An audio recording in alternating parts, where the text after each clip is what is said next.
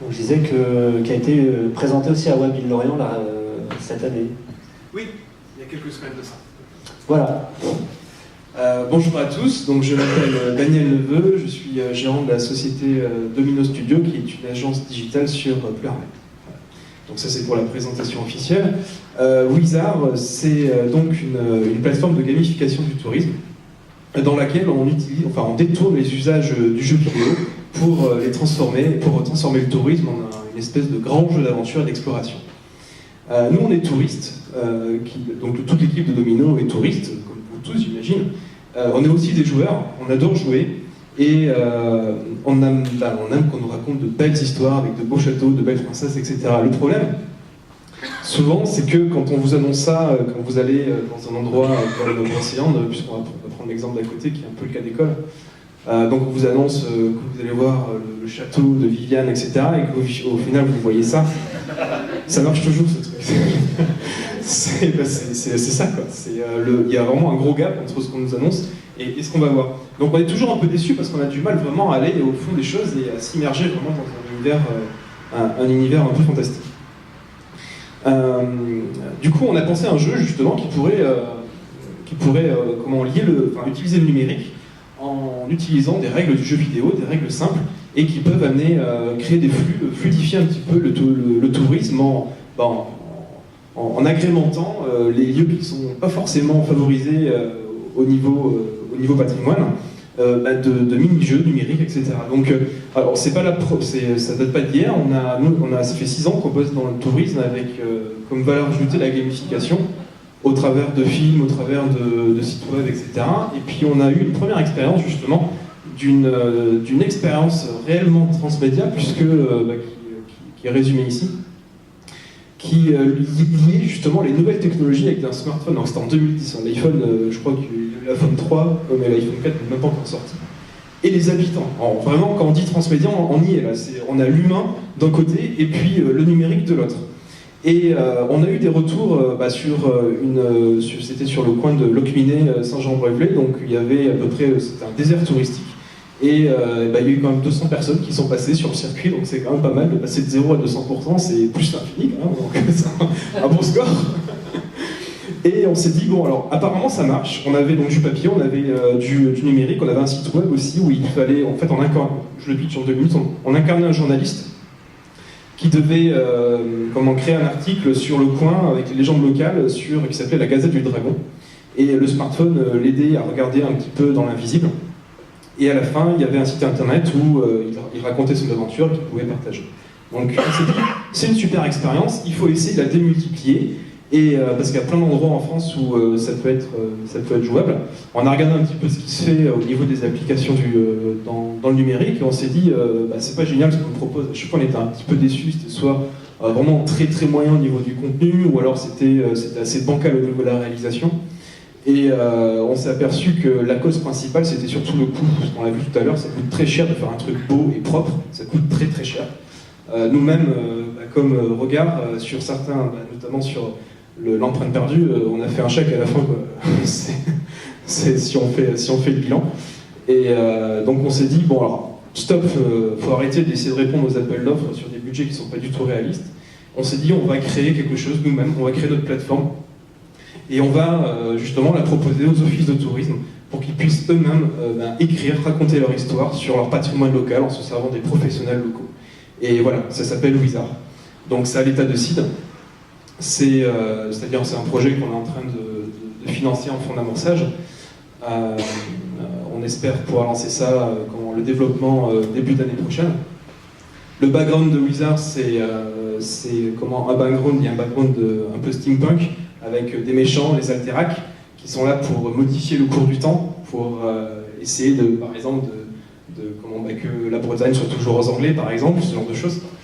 Et donc les méchants appellent forcément un gentil, et le gentil, c'est les gardiens. Les gardiens, c'est les touristes, c'est vous, c'est nous.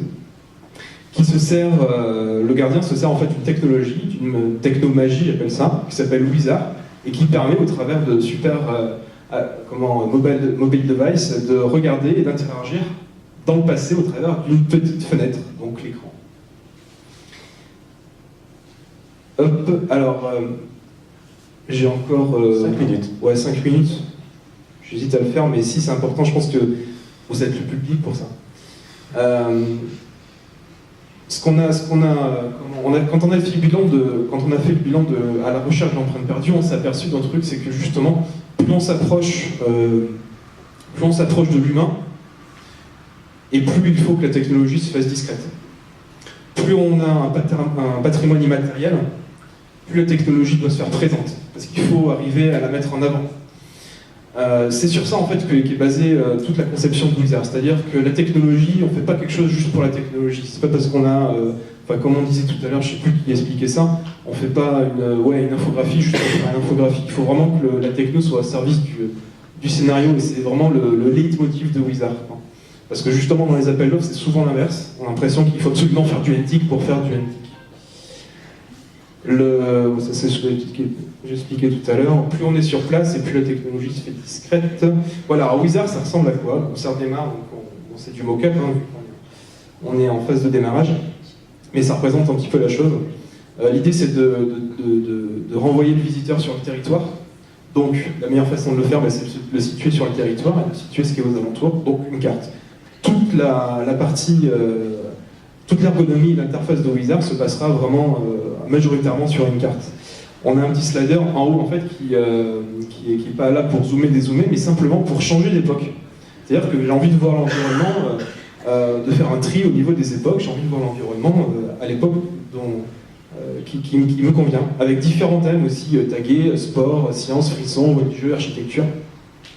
Voilà un petit peu comment se présente l'interface. Alors, une fois que le jeu a démarré, la première étape, c'est de trouver un point de départ. Donc, les points de départ sont symbolisés par les petits pictos avec l'œil et les écouteurs qui représentent des audioguides. Et ça, c'est un audioguide 3D qui ne bouge pas ici, puisque la dernière fois que j'ai voulu faire une démo, ça m'a pris un quart d'heure. Donc, si on a le temps, je la ferai tout à l'heure. C'est disponible sur iPad. C'est une visite 3D d'un lieu qui, justement, ne privilégie pas d'une grosse... de bâti existant, donc du coup on reconstitue le lieu en 3D, on fait balader les gens devant. On a du son, il y aura du son spatialisé qui permettra justement de mettre en avant les comptes et les jambes. Et il y aura aussi des donneurs de quêtes. Donc là on est sur un gameplay RPG, des donneurs de quêtes qui vont au travers des légendes locales, permettre d'écrire justement ces quêtes. Ces quêtes sont écrites justement donc par nos partenaires, qui sont les offices de tourisme.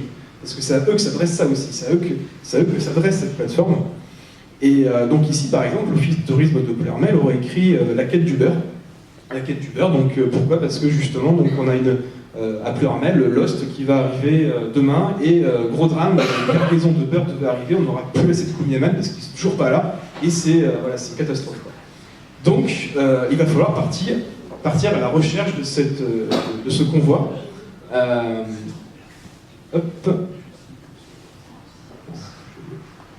Il va falloir partir à la recherche de ce qu'on voit. On y voit les différentes étapes à compléter pour cela, les différents lieux qu'on pourra aller voir, etc. Donc là, on est vraiment sur un gameplay à la World of Warcraft, dans un RPG classique, quoi. Qu'est-ce que je veux dire? Le contenu des quêtes est basé sur les activités, sur le patrimoine et les professionnels locaux. C'est-à-dire que dedans, on va pouvoir faire du kayak, on va pouvoir faire de l'acrobranche, on va pouvoir visiter un musée, on va pouvoir aller dans des lieux qui sont liés entre eux par le contenu en fait de la quête. Une fois qu'on a fini au cours par exemple de cette quête, on va pouvoir ramasser certains items, notamment en fait donc des petits monstres qui vont pouvoir être collectionnés. Donc là on est plus sur un gameplay à la Pokémon. Et parce que alors Wizard, c'est ça que j'ai oublié d'expliquer, est aussi multi-cible. Donc quand je parle de multi-cible, c'est que ça s'adresse aussi bien aux sportifs, aux gamers, qu'aux amoureux des vieilles pierres. Donc à chaque fois, le jeu en fait s'adapte et propose un contenu et un gameplay différent suivant qui est sur la tablette ou le téléphone. Ici par exemple, donc, là ça serait plus pour justement les 15-18 ans qui sont habitués à Pokémon, qui peuvent collectionner les bestioles, les vendre, les entraîner, les faire combattre entre elles. Et après, mais justement, ils peuvent même les collectionner. Donc voilà un petit peu comment se base Wizard. C'est-à-dire vraiment utiliser des gameplays qui existent de RPG, de Pokémon, etc., les appliquer vraiment à du contenu existant et proposer aux offices de tourisme via un back-end d'écrire des quêtes, de les publier, de les créer et surtout de les monétiser. Parce que ce contenu, justement, l'idée c'est qu'on les gens étant en attente d'un tourisme connecté, d'un tourisme immédiat, où on peut payer en ligne directement son ticket pour le musée ou sa place pour réserver sa place pour le kayak, et bien Blizzard proposera de faire ça au travers de ces quêtes, justement. Alors du coup, vous sentez bien le modèle de monétisation, c'est-à-dire que plus on a de trafic, plus on a de réservations, et nous on prend une part en fait du flux monétaire mis en place. 10 minutes, j'y suis presque. Donc la cible, on n'est pas tout seul. Il y a 110 millions de personnes, il y a 85 millions de personnes étrangères qui viennent en France chaque année, qui ont ces attentes-là de touristes connectés, de contenu immersif, de géolocalisation, de données immédiates. En France, on est, je crois, 60 000, enfin, je crois qu'il y a 80 millions de déplacements en France, donc en gros, on peut dire qu'il y a 80 millions de touristes français, sachant qu'un touriste se déplace plusieurs fois. Donc ça laisse quand même un beau marché. Voilà le contact, donc là je crois que j'ai une minute, ça va, c'est pas mal. C'est bien, merci Daniel. Merci.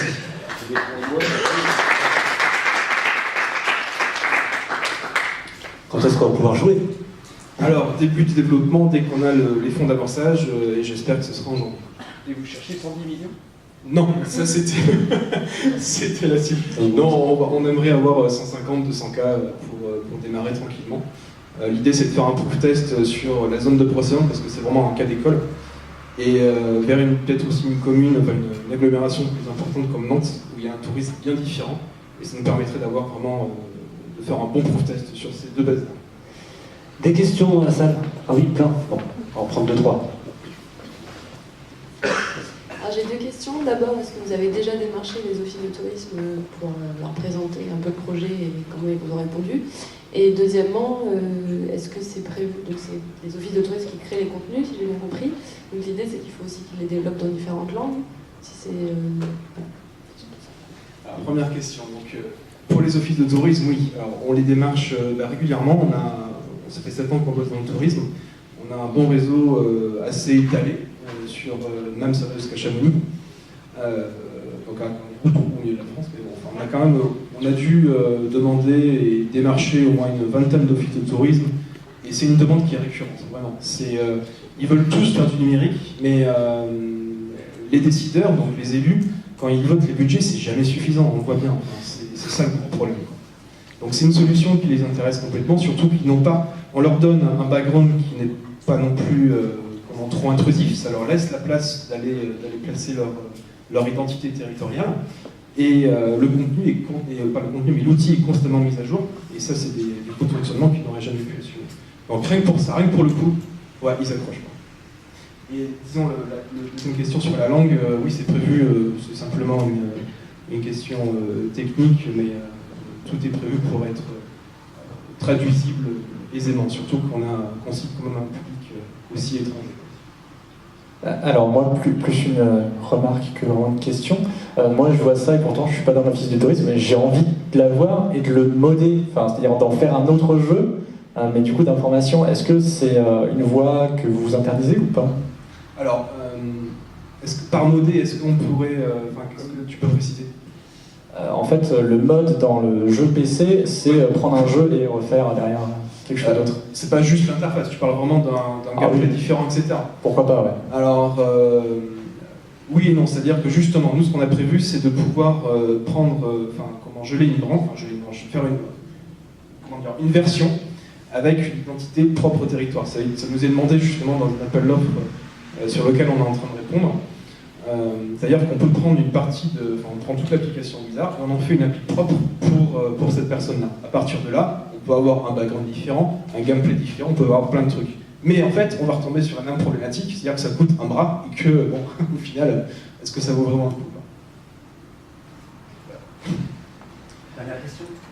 Dans les gameplays et surtout dans l'univers qu'il y a derrière, qui est sous-tendu derrière, j'ai l'impression c'est peut-être une bêtise, mais j'ai l'impression qu'on s'adresse à un public qui n'est pas nécessairement, notamment dans les publics étrangers, celui qui vient majoritairement en France, pour des simples questions de classe d'âge en fait.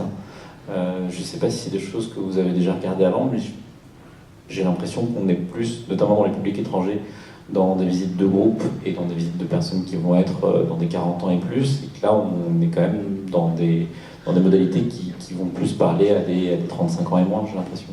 Alors la cible, c'est effectivement, c'est déjà dans les 35 ans, c'est la génération Y, la cible, le cœur de cible, c'est ça. Ça n'empêche pas que justement, on vient de l'apprendre ce soir, les générations avant sont assez différentes à nous, du coup ça c'est intéressant.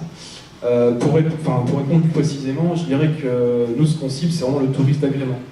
Et donc, il y a des études qui montrent qu'il y a quand même une grosse partie du touriste étranger qui vient en agrément, comme le touriste français. C'est vrai que c'est pas du tout taillé pour un tourisme de groupe où là, c'est timé, on ne peut pas faire n'importe quoi. Sauf éventuellement, s'il y a peut-être quelque chose, c'est tout ce qui est visite guidée.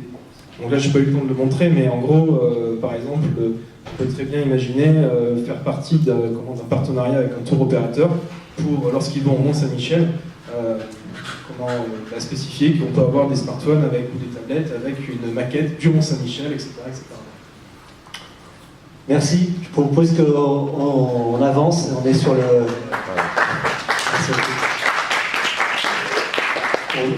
On va donc repasser...